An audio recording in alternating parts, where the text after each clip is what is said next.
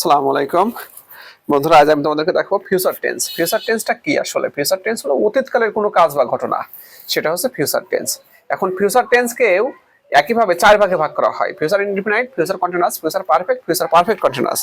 তো আমি তোমাদেরকে প্রথমে কিছু উদাহরণ দিয়ে দেখাবো আগের ক্লাসগুলোর মতোই। দেখো, যদি বলতাম I will eat rice, eat rice, তারপর কি হবে? I will be eating rice, EATING, eating rice. তারপরে I will have eaten rice, eaten. তারপরে I will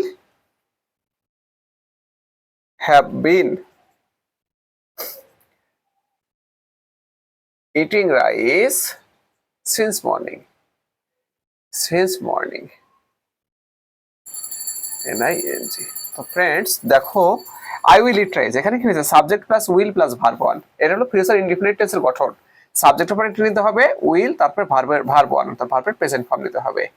এটা প্রেজেন্ট কন্টিনিউয়াস টেন্স। কিভাবে? সাবজেক্ট উপরে উইল বি নিতে হবে, will be plus ING, okay, তারপর অবজেক্ট।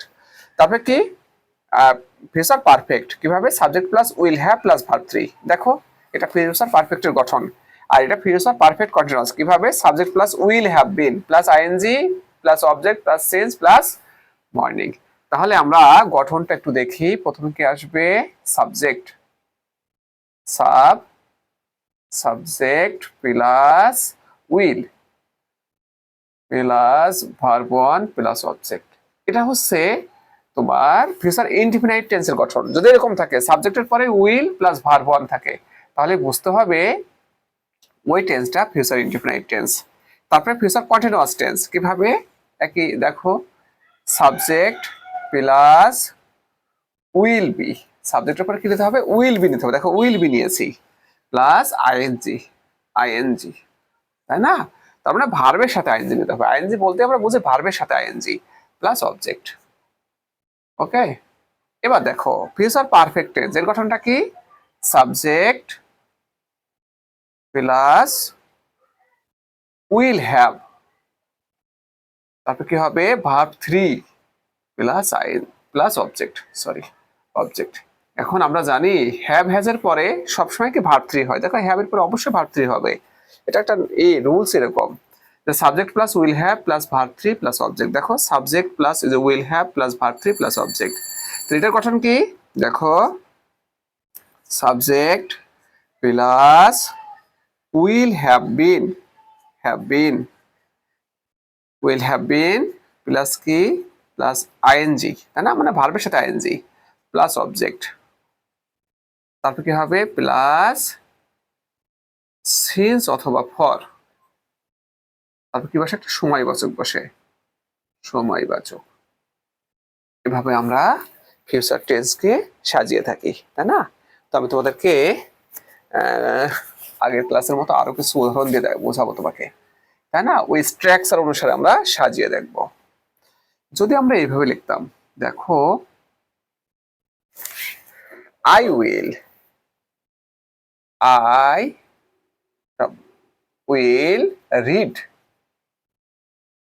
Read a book. দেখো, এটা ফিউচার ইনডিফিনাইট টেন্স। কিভাবে? সাবজেক্ট প্লাস, দেখো, উইল প্লাস ভার্ব ওয়ান। এই যে subject plus will plus verb one plus object, দেখো, এটা অবজেক্ট, ঠিক আছে? তাহলে এটা কি হয়? আই উইল বি, দেখো, আই উইল বি কি হবে? রিডিং। এখন আবার কি? Subject plus will be plus ING, reading a book. I will be reading a book. এটা হচ্ছে ফিউচার কন্টিনিউয়াস টেন্স। তারপরে দেখো, ফিউচার পারফেক্ট কি হবে? I will have. এখন এখানে কিন্তু ভার্ব থ্রি নিতে হবে। আবার রিডের কি? তিনটা রূপই একই, verb one, verb two, verb three, অর্থাৎ present form, past form, past participle form, তিনটাই একই। রিড হবে, রিড এ বুক, ওকে। তারপরে দেখো কি হবে? সাবজেক্ট প্লাস উইল হ্যাভ বিন। এটা একটু দেখো, আই উইল হ্যাভ বিন, তারপরে নিতে হবে আইএনজি নিতে হবে, তার ভার্বের সাথে আইএনজি। ভার্ব কি আমাদের রিড, রিডের সাথে আইএনজি, রিডিং।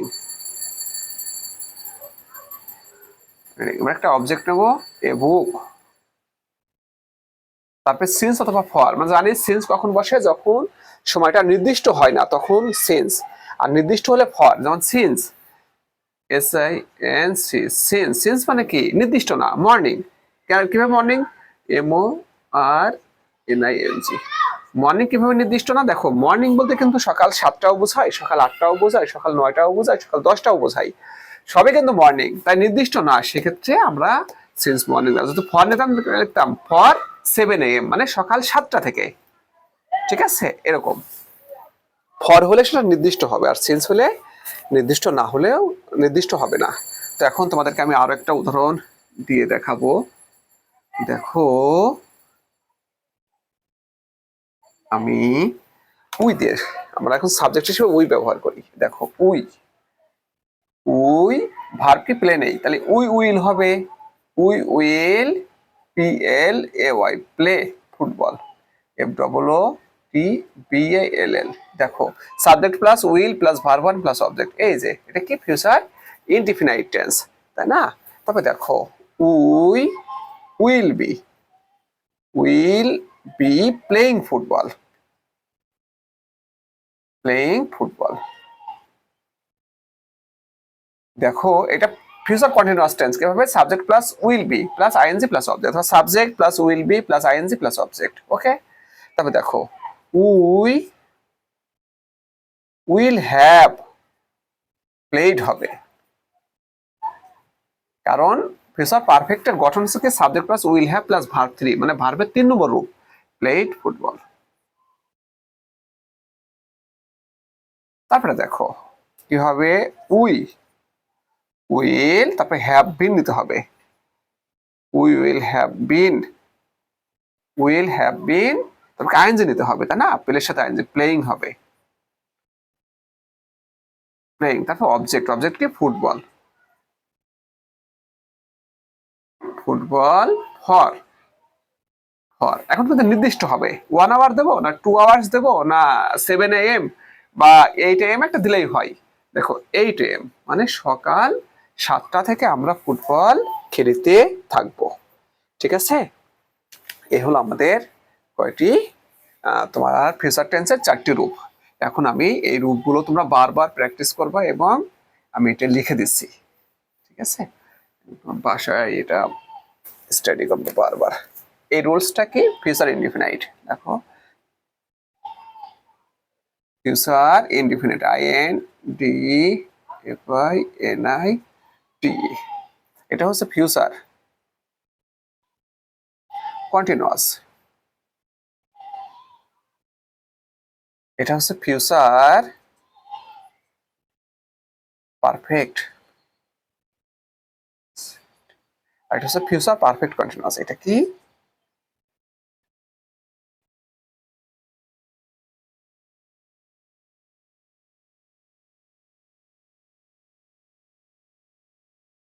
তাহলে আমরা দেখো কিভাবে এটা মুখস্থ করে রাখবো, যে ফিউচার ইনডিফিনাইট কি? Subject plus will plus verb one plus object. Future continuous, subject plus will be plus ING plus object.